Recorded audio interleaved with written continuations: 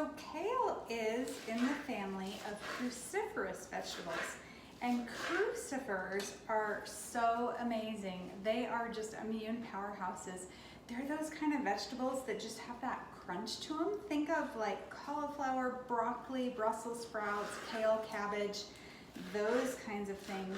And what's super magical about the crucifers, well, first of all, I think it's just interesting where they got their name. So cruciferous vegetables got the name crucifers because the four leaves that they typically have on their, like when they're growing on the plant, it looks like a cross. So that is how they actually got that name. So that's always kind of interesting to know about plant history if you're geeky about plants like I am. But I think that's really interesting. But the nice thing about crucifers, anything that has that crunch to it, they are super cancer fighting powerhouses. They actually can reverse cancers. So they are so just important to have in our diet. So try and add those cruciferous vegetables, those things with a crunch, as much as you can.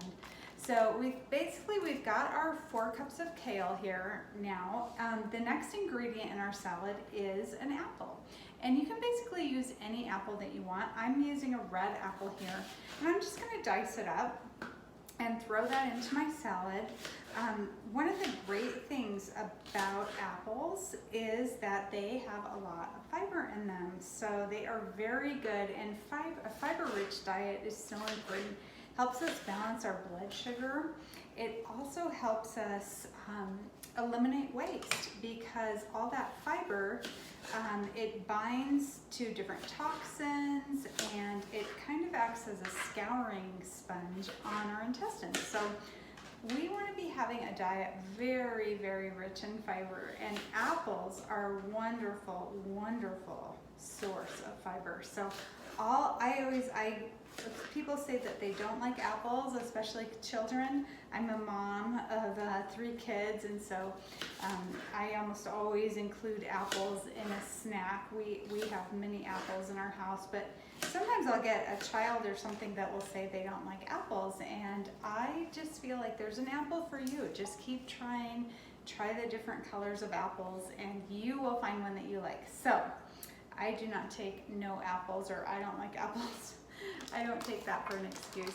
The next thing that we're gonna put in here is 1/3 cup of dried cranberries. And you know, there's along the spectrum of dried fruit in general, we can get some that have a lot of sugar in them, and then some that don't have any sweetener and they're very, very sour.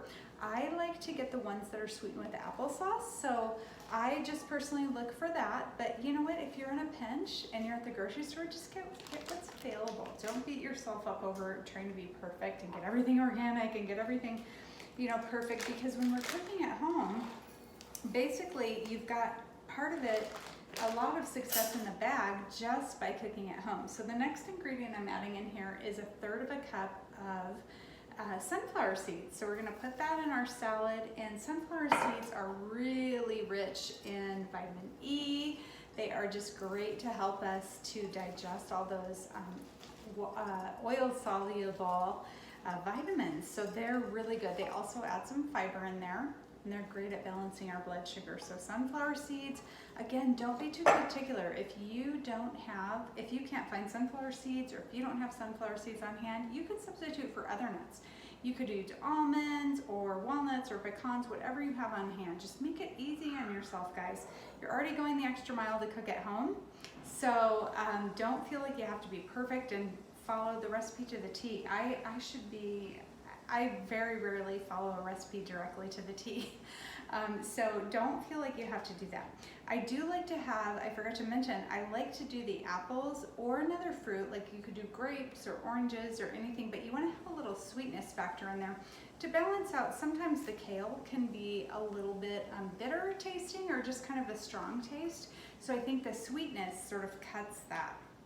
Of course, growing on the tower garden, gosh, those vegetables are very, very tender, and they don't tend to be, or if you get the baby kales at the grocery store, it doesn't tend to be bitter, but sometimes we can get a little bit bitter. So let's go ahead and make our salad dressing now. Okay, this salad dressing is so easy, and I use it I honestly mix this up sometimes and we'll use it as a marinade as well. So we have our olive oil in it and we use 1/3 of a cup. I'm gonna measure actually in here. So we've got, or I'm sorry, not 1/3 of a cup, 1/4 of a cup of olive oil. Okay, I'm gonna put that in my little handy dandy salad mixer. And then we put equal amounts of the white vinegar. And again, here we go, my spiel, you know, if you can't find white vinegar, use another kind of vinegar. It doesn't really matter. It doesn't matter that much. I mean, the white vinegar is great. That's what the recipe calls for. So we're gonna use white vinegar, but don't not make this recipe if you don't have white vinegar. Okay, the magic ingredient to this is the curry. So we're gonna use 3 teaspoons of curry in here. Let me find my little teaspoon measurement. So I'm gonna do 3 teaspoons of curry, and go ahead and Google, if you just Google the benefits of curry, you will be amazed.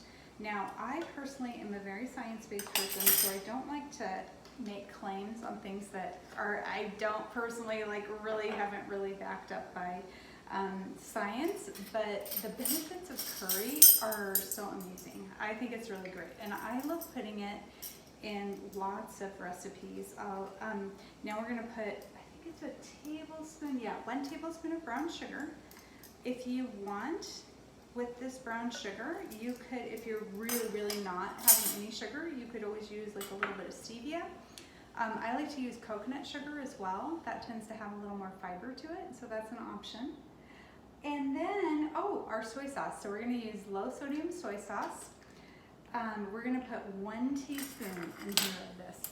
And this is another one of those, I also like to use coconut aminos. If you've never used that, maybe try it out. It's a great substitute to soy sauce that tends to have quite a bit less sodium to it. Now the low sodium soy sauce, or tamari, or however you say that sauce, is also pretty low in sodium. So that is our salad dressing right here. I have this handy dandy mixer. You could also just as easily mix it up with a fork and a bowl and just, do that. So I'm basically just gonna mix this up. Now with this salad, I tend to like to let it sit for a little bit. If I have time. If I have the luxury of time, I would love to have this sit for maybe a half hour, which I do tonight. So I am going to do that. So I just poured the dressing right on there, and now I'm just gonna mix it up. And I like to serve this salad in a glass bowl if possible, or something see-through, because it's so beautiful. Oh my gosh, look at these amazing colors in here. It's just so pretty. So this is gonna be a great complement to our dinner. I'll have to tell you, I have been making this recipe for years. You can also put a little bit more of a protein source in here if you want to make it a little bit, more calorie dense, or make it more of a main course meal. If you have leftover chicken or something, that would be great in it. But I love to make this when I'm going to a party, and inevitably, I always get requests for the recipe because it is just so delicious and everybody seems to like it. So I hope this was helpful for you. Please reach out to me and let me know if you made this. I want to know how it turned out, and I would love to see the pictures as well. So have a wonderful time making this salad, and let me know what you think of it. Have a great day.